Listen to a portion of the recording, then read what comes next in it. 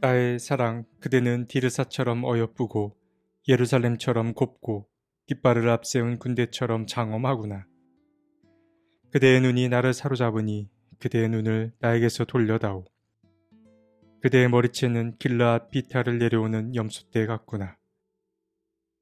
그대의 이는 털 깎으려고 목욕하고 나오는 암양떼 같이 희구나. 저마다 짝이 맞아서 빠진 것이 하나도 없구나. 너울 속 그대의 볼은 반으로 쪼개어 놓은 석류 같구나. 아가서 6장 4에서 7절 말씀. 아가서 6장에도 다른 장과 마찬가지로 사랑에 빠진 두 여인에 관한 이야기가 담겨 있습니다. 6장에는 먼저 친구들이 등장하여 이야기를 이끌어갑니다. 그들은 여인의 미모를 칭찬하며 자신의 임이 어디에 있는지를 묻습니다. 그리고 임이 어디에 있는지 자신들도 함께 찾아보겠다고 말합니다. 친구들의 이야기를 살펴보았을 때 우리는 현재 여인이 임과 함께 있지 않고 홀로 있다는 사실을 발견할 수 있습니다. 현재 그녀의 입장에서 보자면 임은 부재 중입니다. 그가 어디를 간지 알 수 없는데 친구들은 여인이 홀로 있는 것을 안타깝게 여겨서 그를 함께 찾아 나서고자 합니다. 사실 이 6장 1절은 5장 후반부의 내용과 이어진다고 볼 수 있습니다. 5장 8절에서 여인은 이렇게 말합니다. 부탁하자 예루살렘의 아가씨들아, 너희가 나의 임을 만나거든 내가 사랑 때문에 병들었다고 말하여다오. 현재 여인은 사랑 때문에 병들었습니다. 그 이유는 임의 부재 때문입니다. 이러한 상황을 그저 지켜만 볼 수 없던 친구들이 그녀를 돕기 위해 발을 벗고 나선 것입니다. 그런데 흥미로운 점은 친구들의 입장에서 보았을 때 그녀가 그토록 사랑하는 그 남성이 대체 어디가 그렇게 좋으냐며 비웃듯이 묻기도 한다는 점입니다. 5장 9절을 보면 친구들은 너의 임이 다른 임보다 무엇이 더 나으냐? 너의 임이 어떤 임이기에 내가 우리에게 그런 부탁을 하느냐? 라고 말합니다. 친구들은 관찰자입니다. 이야기 속 주인공이 아닙니다. 그렇기에 이 여인의 마음에 깊이 들어갈 수 없습니다. 사랑에 빠진 사람과 사랑에 빠진 사람을 관찰하는 사람은 전혀 다른 사람일 수밖에 없습니다. 외부의 시선으로 보았을 때 사랑에 빠진 사람의 모습은 이기적으로 보일 수밖에 없습니다. 사랑이 가진 속성이 그러하기 때문입니다. 사랑에 빠진 사람은 세상이 자신을 중심으로 돌아간다고 여깁니다. 어제까지만 해도 감흥이 없던 세상이 단 하루 만에 변하는 것입니다. 사랑의 신비라고 할 수 있습니다.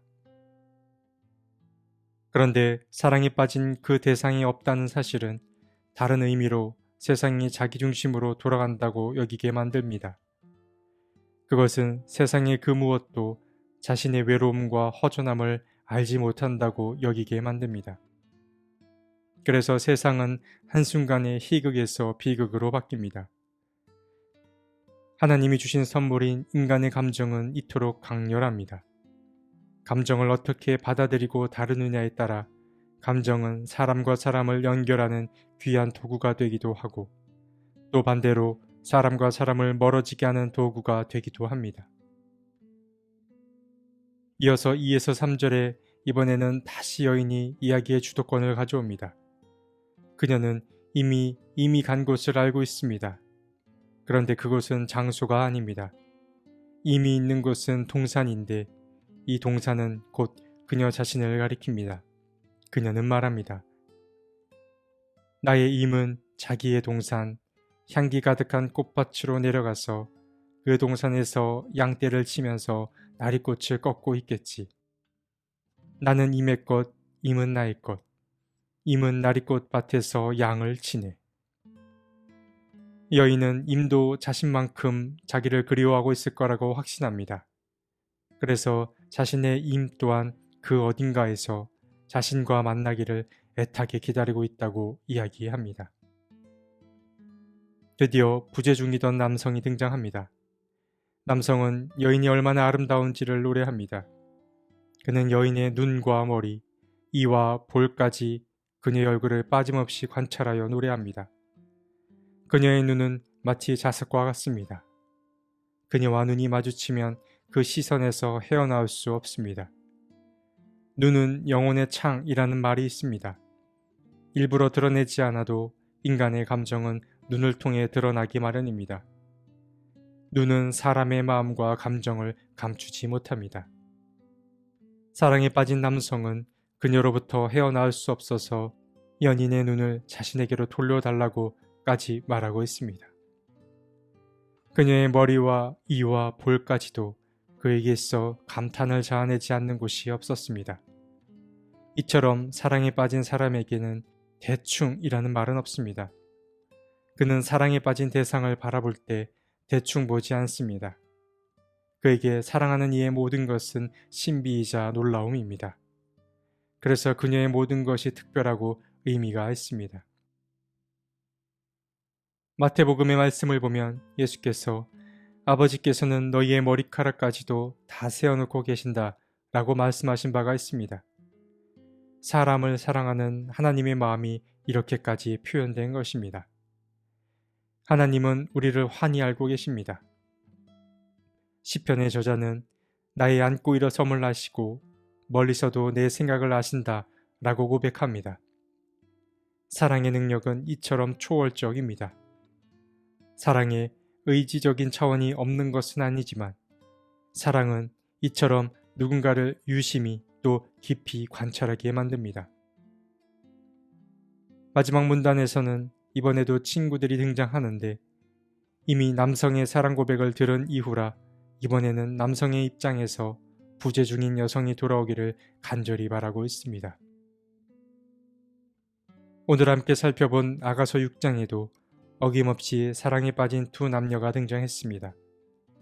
우리가 두 사람의 사랑 고백을 들으며 발견했던 사실은 감정은 하나님의 선물이라는 사실입니다.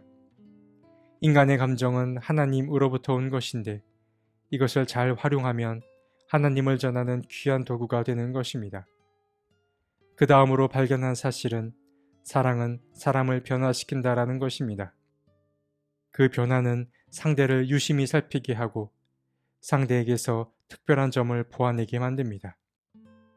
자세히 보아야 예쁘고 오래 보아야 사랑스럽다 라는 말은 맥락 없이 나온 말이 아닌 것입니다. 지금 우리에게 필요한 것은 바로 사랑의 회복입니다. 사랑은 스스로 치유하는 능력을 갖고 있습니다. 구하는 자에게 후히 주시는 주님께 사랑의 능력을 구하는 오늘 하루가 되었으면 좋겠습니다. 하나님, 아가서에 담긴 사랑 노래를 들었습니다. 두 연인의 사랑 고백을 들으니 그들이 부럽기도 합니다. 주님, 우리에게 사랑의 마음을 주셔서 삭막하고 차가운 세상을 아름답게 물들어가게 도와주십시오. 아멘.